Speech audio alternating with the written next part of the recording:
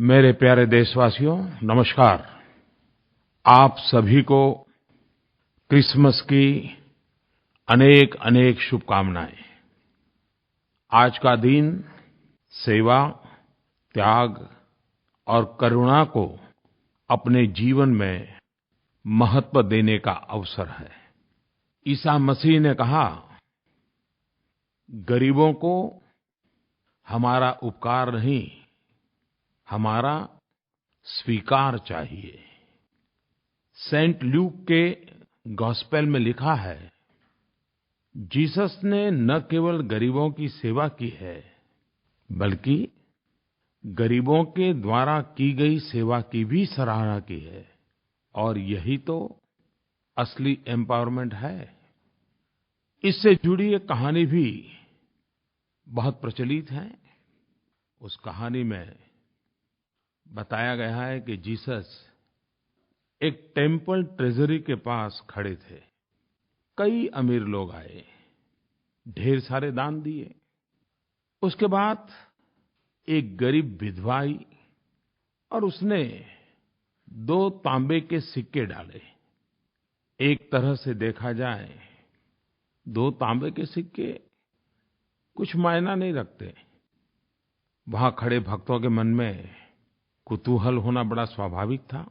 तब जीसस ने कहा कि उस विधवा महिला ने सबसे ज्यादा दान किया है, क्योंकि औरों ने बहुत कुछ दिया, लेकिन इस विधवा ने तो अपना सब कुछ दे दिया है।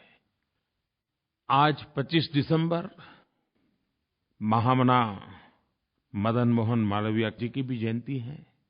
भारतीय जनमानस में संकल्प और आत्मविश्वास जगाने वाले मालवीय जी ने आधुनिक शिक्षा को एक नई दिशा दी। उन्हें जयंती पर भावभीनी श्रद्धांजलि। अभी 2 दिन पहले मालवीय जी की तपोभूमि बनारस में मुझे कई सारे विकास के कार्यों का शुभारंभ करने का अवसर मिला। मैंने वाराणसी में बीएचयू में महामना मदन मोहन मालवीय कैंसर सेंटर का भी शिलान्यास किया है। इस पूरे क्षेत्र में निर्माण हो रहा ये कैंसर सेंटर न सिर्फ पूर्वी उत्तर प्रदेश, लेकिन झारखंड, बिहार तक के लोगों के लिए एक बहुत बड़ा वरदान होगा। आज भारत रत्न एवं पूर्व प्रधानमंत्री आदरणीय अटल बिहारी वाजपेयी जी का भी जन्मदिन है। ये देश अटल जी के योगदान को कभी नहीं भुला सकता। उनके नेतृत्व में हमने परमाणु शक्ति में भी देश का सर ऊपर किया।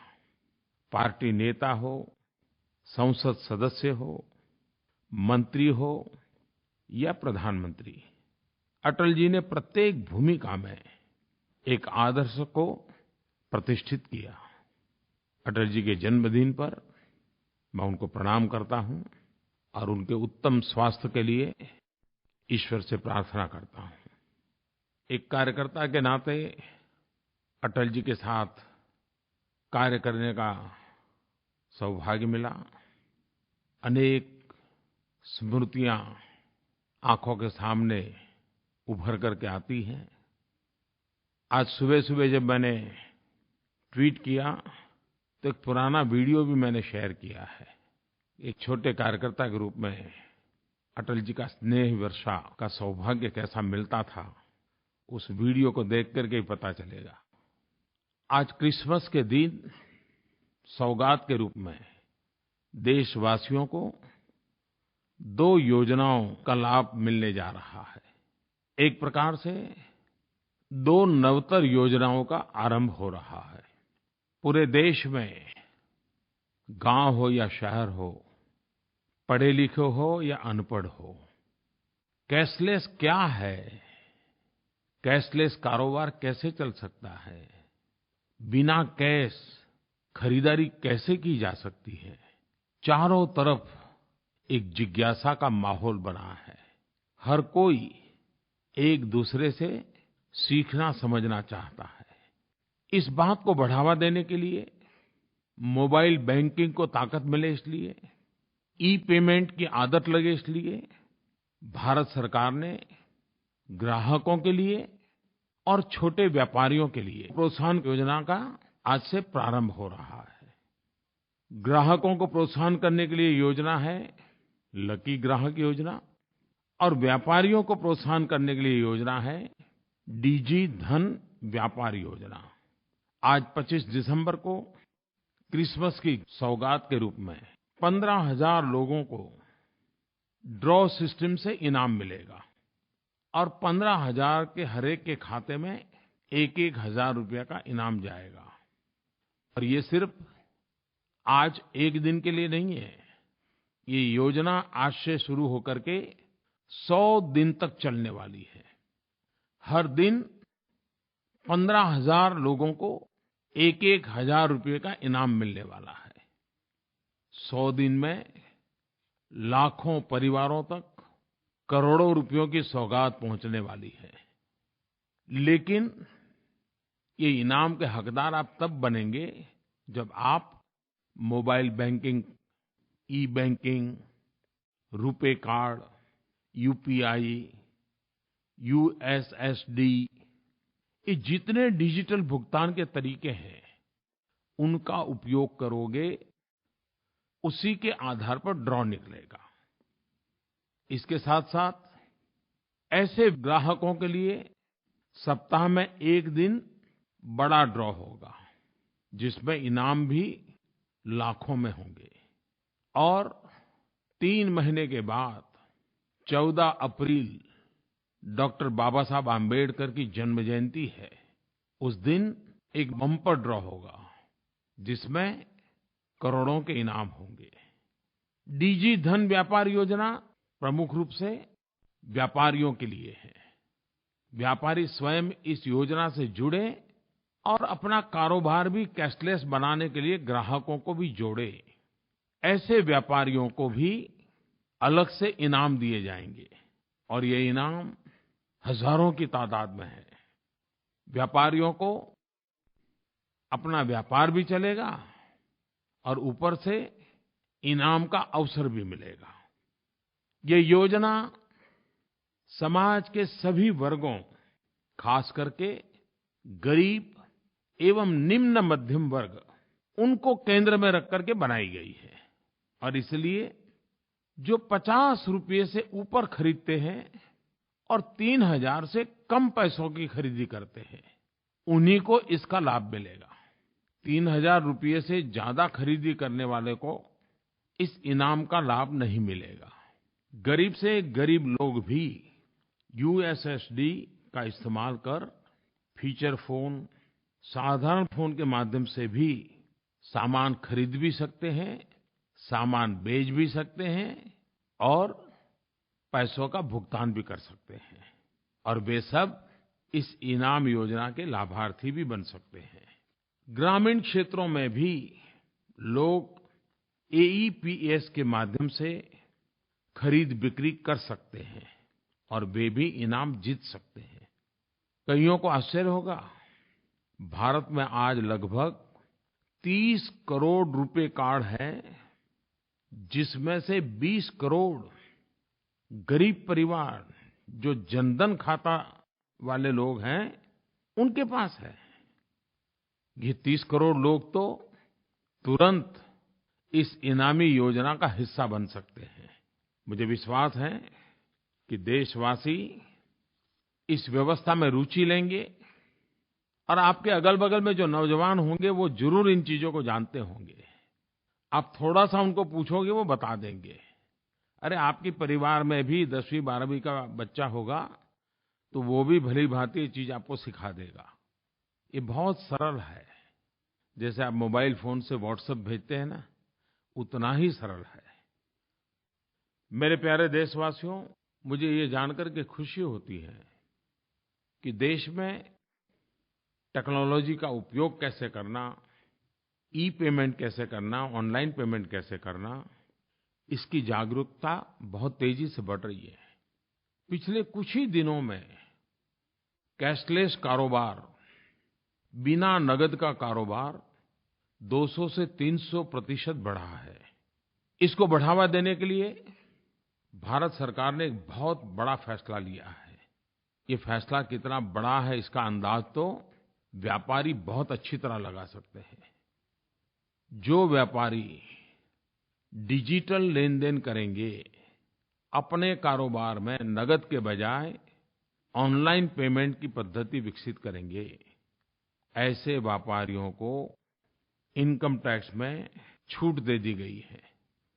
मैं देश के सभी राज्यों को भी बधाई देता हूँ, यूनियन टेरिटरी को भी बधाई देता हूँ। सबने अपने-अपने प्रकार से इस अभियान को आगे बढ़ाया है। आंध्र के मुख्यमंत्री श्रीमान चंद्रबाबू नायडू के अध्यक्षता में एक कमेटी भी बनाई है, जो इसके लिए अनेक योजनाओं पर विचार कर रही है। लेकिन मैंने देखा कि सरकारों ने भी अपने तरीक़े से कई योजनाएँ आरंभ की हैं, लागू की हैं। किसी ने मुझे बताया कि असम सरकार ने प्रॉपर्टी टैक्स और व्यापार लाइसेंस फी का डिजिटल भुगतान करने पर 10% छूट देने का निर्णय किया है। ग्रामीण बैंकों के ब्रांच अपने 75% उपभोक्ता से जनवरी से मार्च के बीच कम से कम 2 डिजिटल ट्रांजैक्शन करवाते हैं तो उन्हें सरकार की ओर से 50,000 रुपये इनाम मिलने वाले हैं। 31 मार्च 2017 तक अगर 100% डिजिटल ट्रांजैक्शन करने वाले गाँवों को सरकार की ओर से उत्तम पंचायत फॉर डिजी ट्रांजैक्शन के तहत 5 लाख रुपये का इनाम देने की उन्होंने घोषणा की है। उन्होंने किसानों के लिए डिजिटल कृषक शिरोमणि, असम सरकार ने ऐसे पहले 10 किसानों को 5,000 रुपया इनाम देने का निर्णय किया है, जो बीज और खाद की खरीद के लिए पूरी तरह डिजिटल भुगतान का इस्तेमाल करते हैं। मैं असम सरकार को बधाई देता हूँ, लेकिन इस प्रकार से इनिशिएटिव लिए सभी सरकारों को बधाई देता हूँ। कई ऑर्गेनाइजेशंस ने भी गाँव गरीब किसानों के बीच डिजिटल लेनदेन को बढ़ावा देने के कई सफल प्रयोग किए हैं। मुझे किसी ने बताया, GNFC, Gujarat Narmada valley fertiliser और केमिकल लिमिटेड, जो मुख्यतः खाद का काम करता है, उन्होंने किसानों को सुविधा हो इसलिए 1000 पॉश मशीन खाद जहाँ बेचते हैं वहाँ लगाए हैं और कुछ ही दिनों में 35,000 किसानों को 5 लाख खाद के बोरे डिजिटल भुगतान के माध्यम से कर दिए। और ये सब सिर्फ 2 हफ्ते में किया। और मजा ये है कि पिछले वर्ष की तुलना में जीएनएफसी की खाद की बिक्री में 27% बढ़ोतरी हुई है। भाइयों-बहनों, हमारी अर्थव्यवस्था में, हमारी जीवन व्यवस्था में इन्फॉर्मल सेक्टर बहुत बड़ा है और ज़्यादातर इन लोगों को मज़दूरी का पैसा, काम का पैसा या पगार नगद में दिया जाता है, कैश में सैलरी दी जाती है। और हमें पता है उसके कारण मज़दूरों का शोषण भी होता है। 100 रुपये मिलने चाहिए तो 80 मिलते हैं, 80 मिलने चाहिए तो 50 मिलते हैं। और इंश्योरेंस जैसे हेल्थ सेक्टर के दृष्टि से अन्य कई सुविधाएं होती हैं, उससे वो वंचित रह जाते हैं। लेकिन अब कैशलेस पेमेंट हो रहा है, सीधा पैसा बैंक में जमा हो रहा है। एक प्रकार से इन्फॉर्मल सेक्टर फॉर्मल में कन्वर्ट होता जा रहा है। शोषण बंद हो रहा है। कट देना पड़ता है तो वो कट भी अब बंद हो रहा है। और मजदूर को, कारीगर को, ऐसे गरीब व्यक्ति को पूरे पैसे मिलना संभव हुआ है। साथ-साथ अन्य जो लाभ मिलते हैं, वे लाभ का भी वो हकदार बन रहा है। हमारा देश तो सर्वाधिक युवाओं वाला देश है। टेक्नोलॉजी हमें सहज साध्य है। भारत जैसे देश ने तो इस क्षेत्र में सबसे आगे होना चाहिए। हमारे नौजवानों ने स्टार्टअप से काफ़ी प्रगति की है। ये डिजिटल मूवमेंट एक सुनहरा अवसर है। हमारे नौजवान नए-नए आइडियाज़ के साथ, नई-नई टेक्नोलॉजी के साथ, नई-नई पद्धति के साथ इस क्षेत्र को जितना बल दे सकते हैं देना चाहिए, लेकिन देश को काले धन से, भ्रष्टाचार से मुक्त कराने के अभियान में पूरी ताकत से हमने जुड़ना चाहिए। मेरे प्यारे देशवासियों, मैं हर महीने मन की बात के पहले लोगों से आग्रह करता हूँ कि आप मुझे अपने सुझाव दीजिए, अपने विचार बताइए, और हज़ारों की तादाद में माइगोव पर, नरेंद्र मोदी App पर इस बार जो सुझाव आए, मैं कह सकता हूँ 80-90% सुझाव भ्रष्टाचार और काले धन के खिलाफ़ की लड़ाई के संबंध में आए। नोटबंदी की चर्चा आई।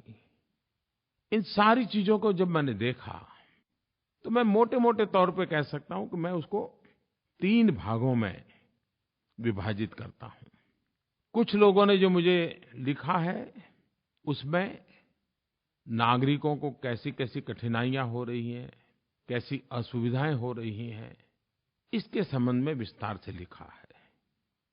लिखने वालों का दूसरा तबका वो है जिन्होंने ज़्यादातर उन बातों पर बल दिया है कि इतना अच्छा काम, देश की भलाई का काम, इतना पवित्र काम, लेकिन उसके बावजूद भी कहाँ-कहाँ, कैसी-कैसी धांधली हो रही है। किस प्रकार से बेईमानी के नए-नए रास्ते खोजे जा रहे हैं, इसका भी ज़िक्र लोगों ने किया है। और तीसरा वो तबका है जिन्होंने जो हुआ है उसका तो समर्थन किया है, लेकिन साथ-साथ ये लड़ाई आगे बढ़नी चाहिए। भ्रष्टाचार, काला धन पूर्णतया नष्ट होना चाहिए, इसके लिए और कठोर कदम उठाने चाहिए तो उठाने चाहिए। ऐसा बड़ा ही बल देकर के लिखने वाले लोग भी हैं। मैं देशवासियों का आभारी हूँ कि इतनी सारी चिट्ठियाँ लिख करके मुझे आपने मदद की है। श्रीमान गुरु मणि केवल ने माइगोव पर लिखा है, काले धन पर लगाम लगाने का यह कदम प्रशंसा के योग्य है। हम नागरिकों को परेशानी हो रही है, लेकिन हम सब भ्रष्टाचार के खिलाफ़ लड़ रहे हैं और इस लड़ाई में हम जो सहयोग दे रहे हैं, उससे हम खुश हैं। हम भ्रष्टाचार, काला धन इत्यादि के खिलाफ़ मिलिटरी फोर्सेस की तरह लड़ रहे हैं।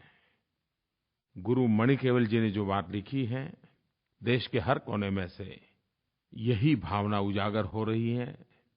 हम सब इसको अनुभव कर रहे हैं। लेकिन ये बात सही है, जब जनता कष्ट झेलती है, तकलीफ झेलती है, तो कौन इंसान होगा जिसको पीड़ा न होती हो। जितनी पीड़ा आपको होती है, उतनी ही पीड़ा मुझे भी होती है। लेकिन एक उत्तम ध्येय के लिए, एक उच्च इरादे को पार करने के लिए साफ नियत के साथ जब काम होता है, तो एक कष्ट के बीच, दुःख के बीच, पीड़ा के बीच भी देशवासी हिम्मत के साथ डटे रहते हैं। ये लोग ही असल में एजेंट ऑफ चेंज, बदलाव के पुरोधा है। मैं लोगों को एक और कारण के लिए भी धन्यवाद देता हूँ कि उन्होंने न केवल परेशानियाँ उठाई हैं, बल्कि उन चुनिंदा लोगों को करारा जवाब भी दिया है जो जनता को गुमराह करने की कोशिश कर रहे हैं। कितनी सारी अफवाहें फैलाई गई। भ्रष्टाचार और काले धन जैसी लड़ाई को भी सांप्रदायिकता के रंग से रंगने का भी कितना प्रयास किया गया। किसी ने अफवाह फैलाई, नोट पर लिखे स्पेलिंग गलत है। किसी ने कह दिया नमक का दाम बढ़ गया है। किसी ने अफवाह चला दी 2000 के नोट भी जाने वाली है, 500 और 100 के भी जाने वाली है, ये भी फिर से जाने वाला है। लेकिन मैंने देखा भांति-भांति अफवाहों के बावजूद भी देश नहीं हुआ है। इतना ही नहीं, कई लोग मैदान में आए, अपने क्रिएटिविटी के द्वारा, अपनी बुद्धि शक्ति के द्वारा अफवाह फैलाने वालों को भी बेनकाब किया, अफवाहों को भी बेनकाब कर दिया और सत्य ला करके खड़ा कर दिया। मैं जनता के इस सामर्थ्य को भी शत-शत नमन करता हूँ। मेरे प्यारे देशवासियों, ये मैं साफ अनुभव कर रहा हूँ, हर पल अनुभव कर रहा हूँ। जब 125 करोड़ देशवासी आपके साथ खड़े हो, तब कुछ भी असंभव नहीं होता है। और जनता जनार्दन ही तो ईश्वर का रूप होती है। और जनता के आशीर्वाद ईश्वर के ही आशीर्वाद बन जाते हैं। मैं देश की जनता को धन्यवाद देता हूँ, उन्हें नमन करता हूँ कि भ्रष्टाचार और काले धन के खिलाफ़ इस महायज्ञ में लोगों ने पूरे उत्साह के साथ भाग लिया है। मैं चाहता था कि सदन में भ्रष्टाचार और काले धन के खिलाफ़ जो लड़ाई चल रही है, राजनीतिक दलों के लिए भी, पॉलिटिकल फंडिंग के लिए भी व्यापक चर्चा हो। अगर सदन चला होता तो ज़रूर अच्छी चर्चा होती। जो लोग अफ़वाहें फैला रहे हैं कि राजनीतिक दलों को सब छूटछाट है, ये गलत है। कानून सबके लिए समान होता है, चाहे व्यक्ति हो, संगठन हो या राजनीतिक दल हो। हर किसी ने कानून का पालन करना ही होता है और करना ही पड़ेगा।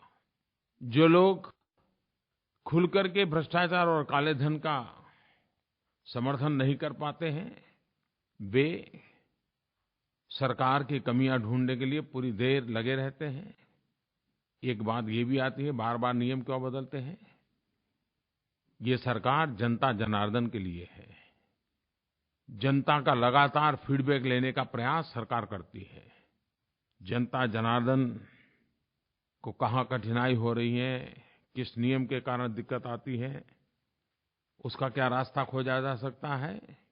हर पल सरकार एक संवेदनशील सरकार होने के कारण जनता जनार्दन की सुख सुविधा को ध्यान में रखते हुए जितने भी नियम बदलने पड़ते हैं, बदलती है, ताकि लोगों की परेशानी कम हो।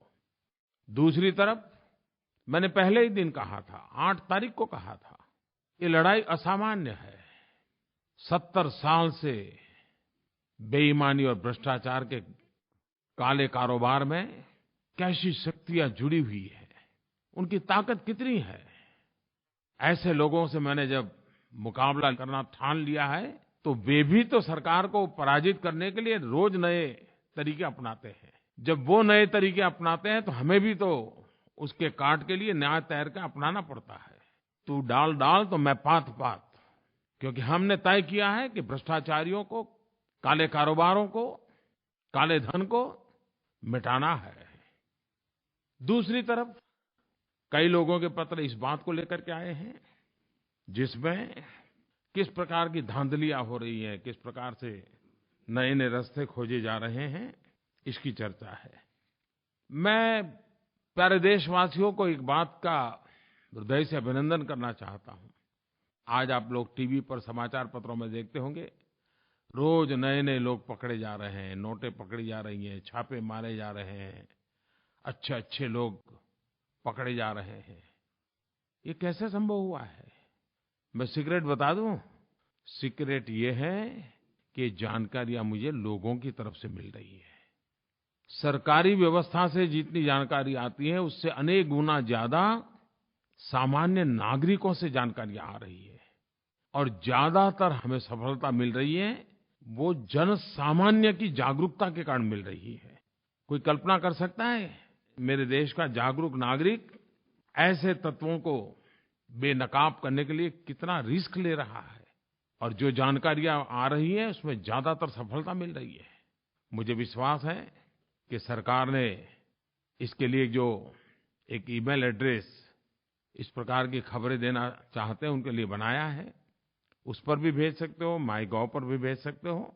सरकार ऐसे सारे बुराइयों के साथ लड़ने के लिए प्रतिबद्ध है, और जब आपका सहयोग है तो फिर लड़ना बहुत आसान है। तीसरे पत्र लेखकों के ग्रुप ऐसा है, वे भी बहुत बड़ी संख्या में है। वो कहते हैं, मोदी जी थक मत जाना, रुक मत जाना, और जितना कठोर कदम उठा सकते उठाओ, लेकिन अब एक बार रास्ता पकड़ा है तो मंजिल तक पहुंचना ही है। मैं ऐसे पत्र लिखने वाले सबको विशेष रूप से धन्यवाद करता हूं, क्योंकि उनके पत्र में एक प्रकार से विश्वास भी है, आशीर्वाद भी है। मैं आपको विश्वास दिलाता हूं कि ये पूर्ण विराम नहीं है, ये तो अभी शुरुआत है। ये जंग जीतना है, और थकने का तो सवाल ही कहाँ उठता है, रुकने का तो सवाल ही नहीं उठता है। और जिस बात पर 125 करोड़ देशवासियों के आशीर्वाद हो, उसमें तो पीछे हटने का कोई प्रश्न ही नहीं उठता है। आपको मालूम होगा हमारे देश में बेनामी संपत्ति का एक कानून 1988 1988 में बना था, लेकिन कभी भी न उसके रूल्स नहीं बने, उसको नोटिफाई नहीं किया, ऐसे ही वो ठंडे बस्ते में पड़ा रहा। हमने उसको निकाला है और बड़ा धारदार बेनामी संपत्ति का कानून हमने बनाया है। आने वाले दिनों में वो कानून भी अपना काम करेगा। देश हित के लिए, जनहित के लिए जो भी करना पड़े, ये हमारी प्राथमिकता है।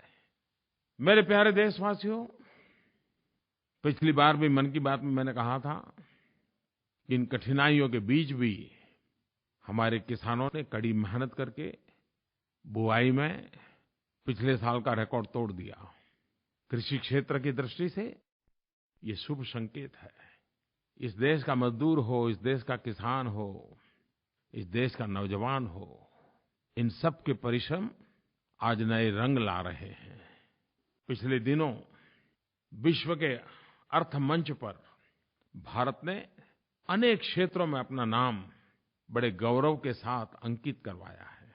हमारे देशवासियों के लगातार प्रयासों का परिणाम है। अलग-अलग इंडिकेटर्स के जरिए भारत की वैश्विक रैंकिंग में बढ़ोतरी दिखाई दे रही है। वर्ल्ड बैंक की डूइंग बिजनेस रिपोर्ट में भारत की रैंकिंग बढ़ी है। हम भारत में बिजनेस प्रैक्टिसेस को दुनिया के बेस्ट प्रैक्टिसेस के बराबर बनाने का तेजी से प्रयास कर रहे हैं और सफलता मिल रही है। अंकटेड उसके द्वारा जारी वर्ल्ड इन्वेस्टमेंट रिपोर्ट के अनुसार top prospective host economies for 2016-18 में भारत का स्थान तीसरा पहुंच गया है। वर्ल्ड इकोनॉमिक फोरम के ग्लोबल कॉम्पिटिटिवनेस रिपोर्ट में भारत ने 32 रैंक की छलांग लगाई है। ग्लोबल इनोवेशन इंडेक्स 2016 में हमने 16 स्थानों की बढ़त हासिल की है और वर्ल्ड बैंक के लॉजिस्टिक्स परफॉर्मेंस इंडेक्स 2016 में 19 रैंक की बढ़ोतरी हुई है। कई रिपोर्ट ऐसे हैं जिसके मूल्यांकन भी इसी ओर इशारा करते हैं। भारत तेजी से आगे बढ़ रहा है। मेरे प्यारे देशवासियों, इस बार संसद का सत्र देशवासियों की नाराजगी का कारण बना। चारों तरफ संसद के गतिविधि के संबंध में रोष प्रकट हुआ। राष्ट्रपति, उपराष्ट्रपति जी ने भी प्रकट रूप से नाराजगी व्यक्त की। लेकिन इस हालात में भी कभीकभी कुछ अच्छी बात भी हो जाती है और तब मन को एक बहुत संतोष मिलता है। संसद के हो हल्ले के बीच एक ऐसा उत्तम काम हुआ जिसकी तरफ देश का ध्यान नहीं गया है। भाइयों बहनों, आज मुझे इस बात को बताते हुए गर्व और हर्ष की अनुभूति हो रही है कि दिव्यांगजनों पर जिस मिशन को लेकर के मेरी सरकार चली थी, उससे जुड़ा एक बिल संसद में पारित हो गया। इसके लिए मैं लोकसभा और राज्यसभा के सभी सांसदों का आभार व्यक्त करता हूं। देश के करोड़ों दिव्यांगजनों की तरफ से आभार व्यक्त करता हूं। दिव्यांगों के लिए हमारी सरकार कमिटेड है। मैंने निजी तौर पर भी इसे लेकर मुहिम को गति देने की कोशिश भी की है। मेरा इरादा था दिव्यांगजनों को उनका हक मिले, सम्मान मिले, जिसके वो अधिकारी हैं। हमारे प्रयासों और भरोसों को हमारे दिव्यांग भाई बहनों ने उस वक्त और मजबूती दी जब वे पैरालम्पिक्स में 4 मेडल जीत करके ले आए। उन्होंने अपनी इस जीत से न केवल देश का मान बढ़ाया, बल्कि अपनी क्षमता से लोगों को आश्चर्यचकित भी कर दिया। हमारे दिव्यांग भाई बहन भी देश के हर नागरिक की तरह हमारी एक अनमोल विरासत है, अनमोल शक्ति है। मैं आज बेहद खुश हूँ कि दिव्यांगजनों के हित के लिए ये कानून पास होने के बाद दिव्यांगों के पास नौकरी के ज़्यादा अवसर होंगे। सरकारी नौकरियों में आरक्षण की सीमा बढ़ाकर के 4% कर दी गई है। इस कानून से दिव्यांगों की शिक्षा, सुविधा और शिकायतों के लिए विशेष प्रावधान भी किए गए हैं। दिव्यांगों को लेकर के सरकार कितनी संवेदनशील है, इसका अंदाज आप इस बात से लगा सकते हैं कि केंद्र सरकार ने पिछले 2 वर्ष में दिव्यांगजनों के लिए 4,350 कैंप लगाए, 352 करोड़ रुपयों की राशि खर्च करके 5,80,000 दिव्यांग भाई-बहनों को उपकरण बाँटे। सरकार ने यूनाइटेड नेशन की भावना के अनुरूप ही नया कानून पारित किया है। पहले दिव्यांगों की श्रेणी 7 प्रकार की हुआ करती थी, लेकिन अब कानून बना करके उसे 21 प्रकार की कर दी गई है। इसमें 14 नई श्रेणियां और जोड़ दी हैं। दिव्यांगों की कई ऐसी श्रेणियां शामिल की गई हैं जिसे पहली बार न्याय मिला है, अवसर मिला है। जैसे थैलेसेमिया, पार्किंसन या फिर बौनापन, ऐसे क्षेत्रों को भी इस श्रेणी के साथ जोड़ दिया गया है। मेरे युवा साथियों, पिछले कुछ हफ्तों में खेल के मैदान में ऐसी खबरें आईं जिसने हम सबको गौरवान्वित कर दिया। भारतीय होने के नाते हम सबको गर्व होना बहुत स्वाभाविक है। भारतीय क्रिकेट टीम की इंग्लैंड के खिलाफ 4-0 से सीरीज में जीत हुई है। इसमें कुछ युवा खिलाड़ियों की परफॉर्मेंस काबिल-ए-तारीफ रही। हमारे नौजवान करुण नायर ने ट्रिपल सेंचुरी लगाई, तो केएल राहुल ने 199 रनों की पारी खेली।